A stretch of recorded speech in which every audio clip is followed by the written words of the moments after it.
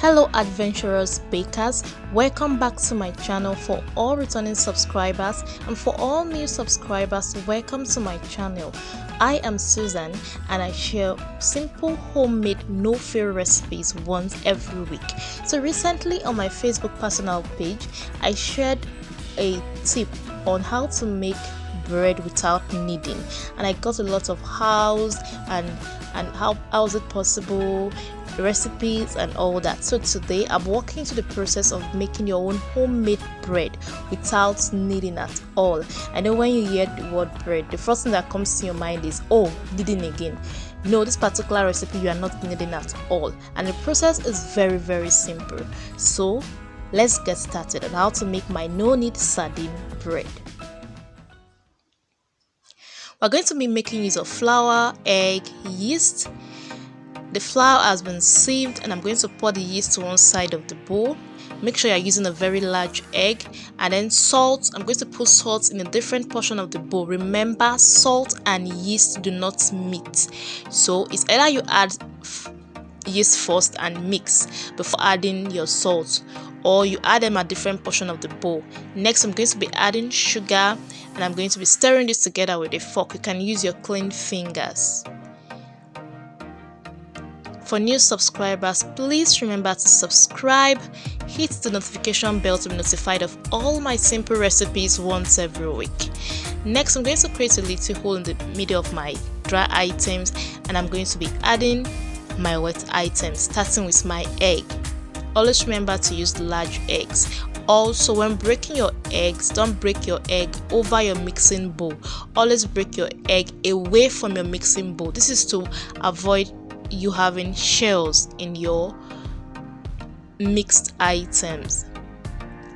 Now, since this is a sardine bread, I'm going to be adding my sardine oil, because sardine oil is part of your wet item. I'll be adding it to my flour and I'm going to be stirring this together. You can change from your fork and start using your fingers here, but I'll still continue using my fork to mix this together. Like I said, you do not need to knead this at all. No kneading, is very simple. Your whole family is going to like it. Now, in case you don't like sardine, you can make use of any other filling of your choice. You can make use of omelette, you can make use of any meat or chicken filling of your choice. Now I'm going to be adding whole milk little by little. Now when you're working with yeast raised doughs or dough in general, you're going to be adding the water or the milk little by little, so that you don't over add the milk or the water. This is because we have different flour types in the market. The flour we have in the market are different, and each of these types or brands of flour absorbs water or liquid differently. So I'm going to be adding it little by little. At the end of the day, I had about 2.5 tablespoons of my liquid milk remaining. Now my milk is cold. It's cold, very cold. When I'm making my yeast raised doughs, and if you have been following my recipes on my yeast raised doughs, you know that my liquid items are always very cold. Now I'm going to switch over to my fingers and I'm going to be mixing with my fingers. I'm not kneading, I'm just mixing, making sure my dry items and wet items are well incorporated into one another. Not kneading, I'm just mixing. Just like when you're making pastry dough, this is the exact way I'm going to be mixing this.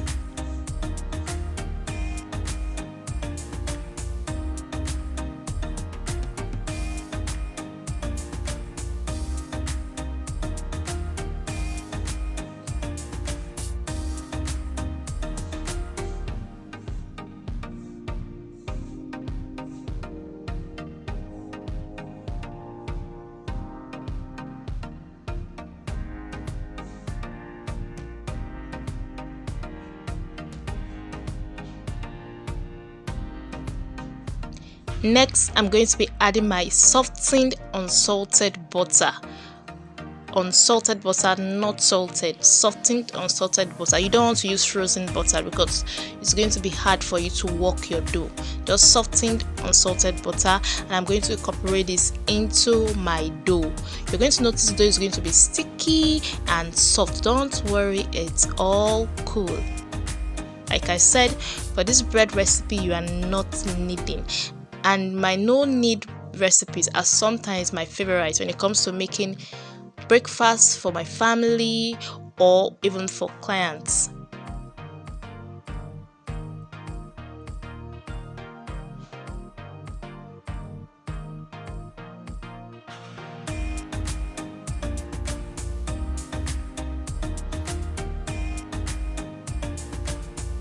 And this is ready. The next thing I'm going to be doing is to be covering this with my plastic wrap or cling film, and I'm going to be keeping this in the refrigerator overnight. That's the trick. Just wrap it up well with your plastic wrap so that the dough does not take in any other smell of things you kept in your refrigerator. So this is the remaining liquid milk, about 2.5 tablespoons left. You see, I didn't use it up. Now I'm going to wrap this bowl with my plastic wrap. I'm going to keep it refrigerated overnight. Now if you want to bake the same day, just wrap it with your plastic wrap and keep it in your refrigerator for 90 minutes. That's all. But if you're not baking the same day, you want to leave it overnight, perhaps you want to quickly make bread for breakfast the next day, this is the best option.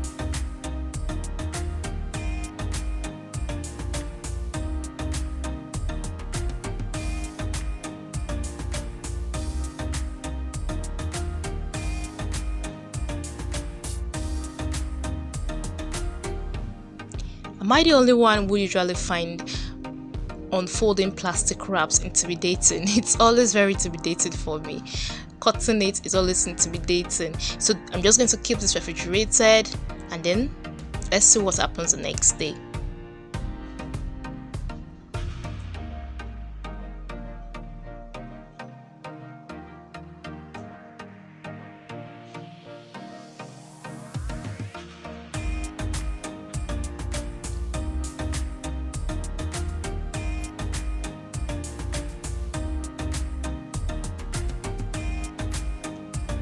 So here we are. You can see that the dough has increased in size with no kneading.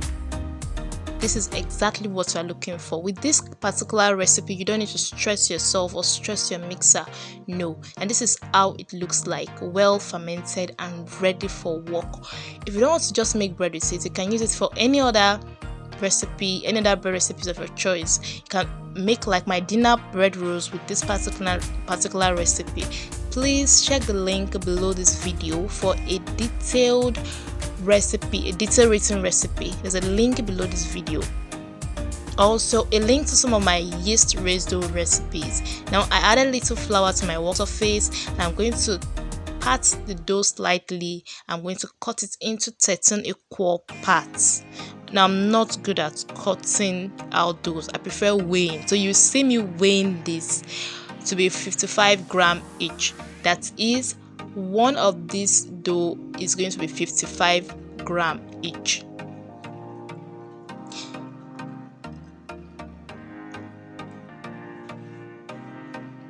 Weighing it accurately gives you the same size. Like I said, you can use this for your dinner rolls. And I'll be dropping a link beneath this video and also a link above this video. Now 55 grams. I'm going to keep this aside and repeat the same for the rest.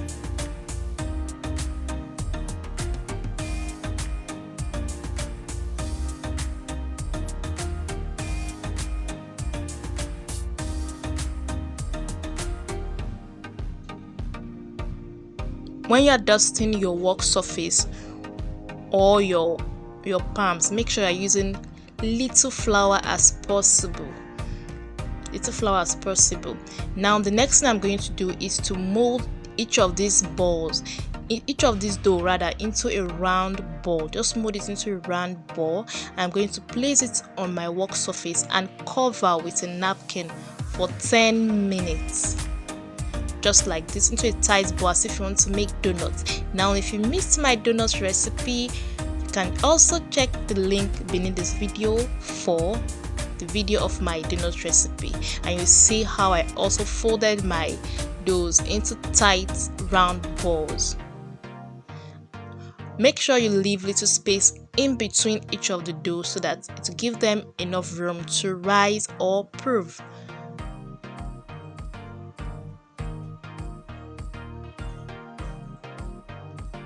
If you are still watching, it means you enjoy my video. Please subscribe, like, make comments, let me get your feedback, and also remember to practice and send me your feedbacks. The next thing I did was to divide my sardine into 13 little pieces. Next, I'm going to be making my egg wash. For my egg wash, I'm using my liquid milk and whole eggs. This is what I use when making yeast raised doughs.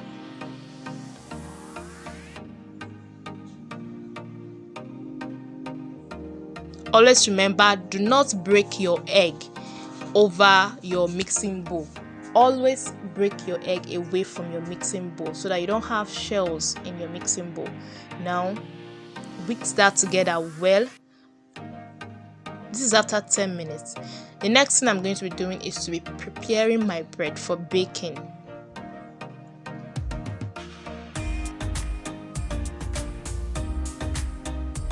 First, I'm going to take each bread, or each dough rather, and flatten it slightly with the palm of my hands to have a rectangular kind of shape. And I'm going to be adding my sardine filling. Like I said, you can use any filling of your choice.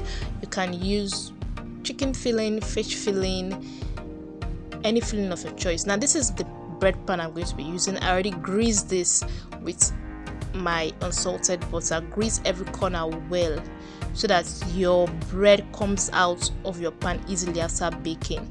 Now, like I said, I'm going to flatten this,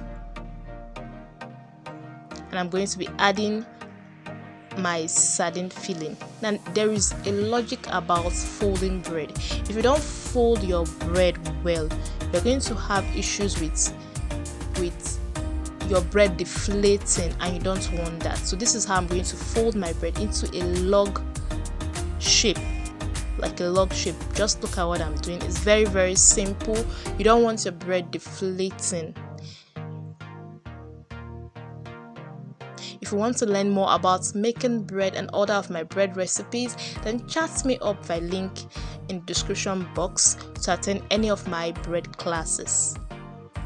And I'm going to place this in my bread pan, and I'm going to repeat that again.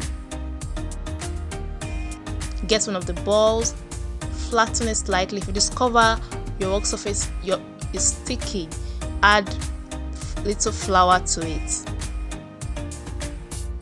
Flatten it a little into a rectangular shape. Add your filling.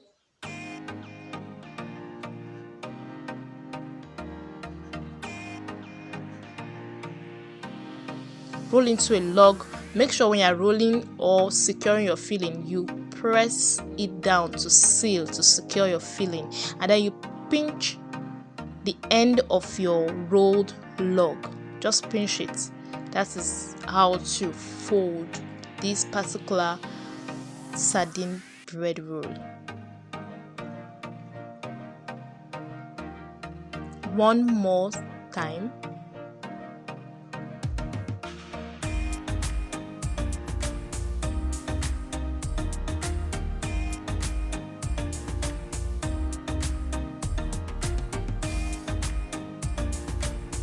Now here is another tip.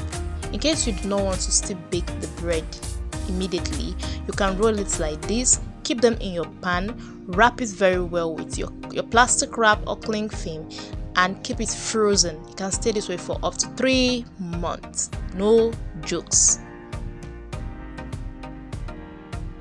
I really want to see your feedbacks. I really want to see your comments. I really want to see what next you want me to share on this channel.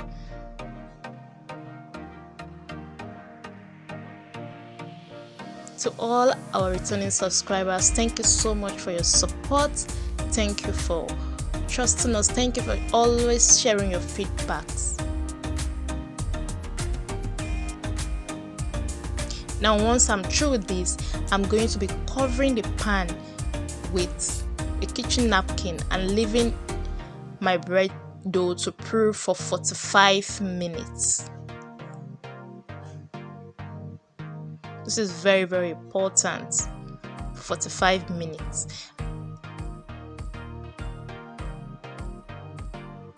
It will double slightly in size.